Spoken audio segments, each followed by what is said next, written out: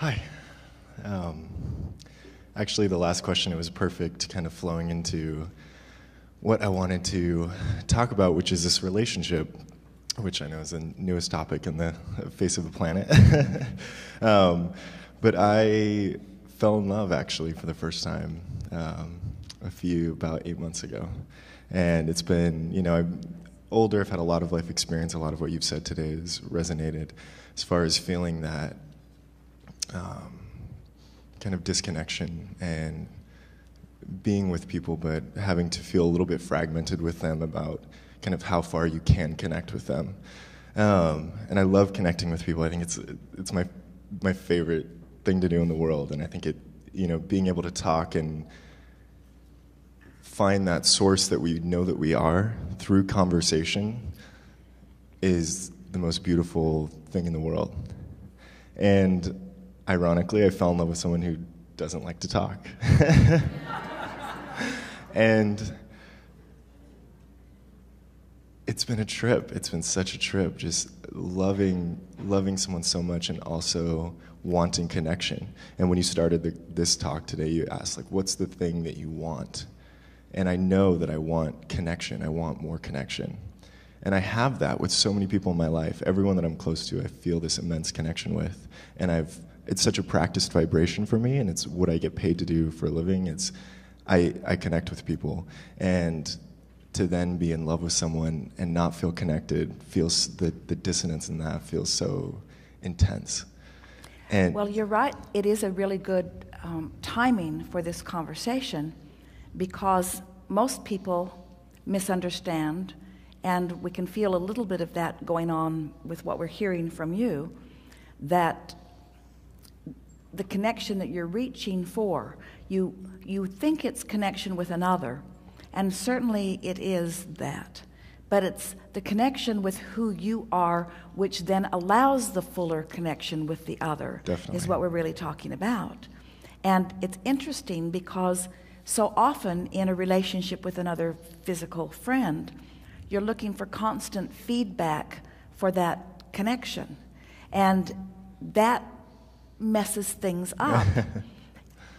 That's why it's the connection with who you are that must come first. We wanted to ask you, or anyone, when you have that feeling of falling in love, what it really is alignment with Source, while you hold another as your Definitely. object of attention.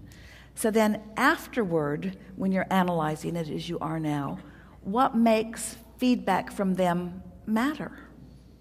In other words, when you say, I fell in love with someone, this is a good question for everyone. When you're in love with someone, does it follow that there is reciprocal love back? Yeah. Well, you want there to be, but you can just love without needing that back. And you want there to be. Yeah. But we submit to you that the truest form of being in love is not needing that feedback, because you can control the love that you offer, but you can't control what comes back. Exactly. Now, there is influence. And that's exactly, and that's the conversation that just happened, Yeah. is kind of exerting that influence to create that connection, but also recognizing there doesn't need to be that feedback. But then at what point... But the thing is, when you understand the basis of it, and you are tuned in, tapped in, turned on, and holding someone as your object of attention, which is almost always the case when you're falling in love with someone and they're falling in love with you. When that is happening, when you are in that kind of alignment and you feel that feeling, that's what we wish for you to be feeling for all the time, because it is illogical for you to steadily feel that way and not have the universe deliver someone to you who is a perfect match. Yeah.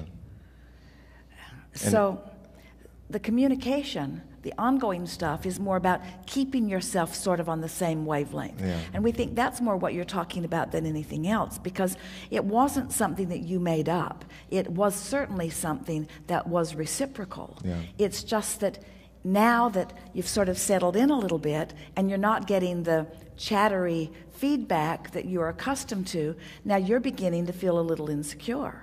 Yeah. Because because you are like most people, you don't need to feel insecure, but like most people, you are accustomed to the feedback to keep yourself pumped up. And that's really what we were talking about with our friend earlier.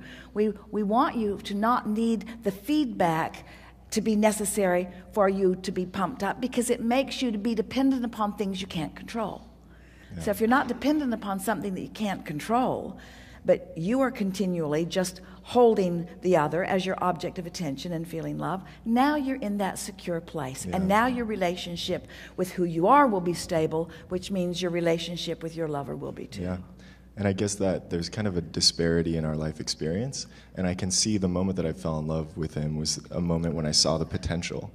And it was that moment of recognizing like that our souls have resonance and there's a potential there. That's the most important thing that you've said, and it's the most important thing in relationship to the subject of love. Our souls have resonance. But the first thing that you want to make sure is that you have resonance with your soul. Yeah. Because that's the only thing you can control. And if you've got resonance with your soul, then law of attraction is not going to bring someone to you who doesn't have resonance with the resonance that you have. Sort of puts it all in the right perspective, doesn't it? Yeah. And I guess it's because it is teaching me that. It's teaching me that my alignment matters more than anything else, and I have to stay in alignment. And it's like our friend was saying earlier, though. There is other stuff. Yeah. And we know because we're walking across that with all of you all the time. We want it to be the most important thing. We want it to be the most significant thing. We want it to be the dominant thing. We want it to be the thing that you're thinking about the most, which will lead to all kinds of other really interesting, wonderful things. Yeah. But if you put the other things before you put that alignment, then you don't have the creative control that you can have. Yeah, and I think because my focus, I feel like I have really good focus, and when I focus on things, when I find something to focus on, I focus really intensely. And I think That's what our friend said earlier. Yeah. He focuses better when he's there with all of the people and all of the stuff that they're supposed to be doing. Definitely. And I guess what my question then is like with jobs, for instance, another kind of as an illustration, when I'm in a job, it's very easy for me to understand that I'm learning things, I'm growing, I'm passionate, see all of the positive aspects because I'm not attached to this job going on forever. I know that this could be a temporary thing, and I'm excited about either something moving on at the job or a different job. There's all this possibility, and I'm full of excitement and hope. And for some reason in this relationship, there's this attachment that I have to kind of make this work and form this into what I want it to be. We like the juxtaposition of those two analogies because we would prefer, even if you are in a job that you know is temporary, that you're not soothing yourself with the information it's temporary, but instead you're soothing yourself with your ability to extract from this temporary thing something that's meaningful now. Yeah. There's a big difference, isn't there? Yeah. So then with every relationship, if you have that same attitude about it, what is it that, you see, there's this human desire to get to the end place and then claim it as the final thing. Yeah. And you shoot yourself in the foot with that because it's what makes you more often than not dissatisfied with where you are.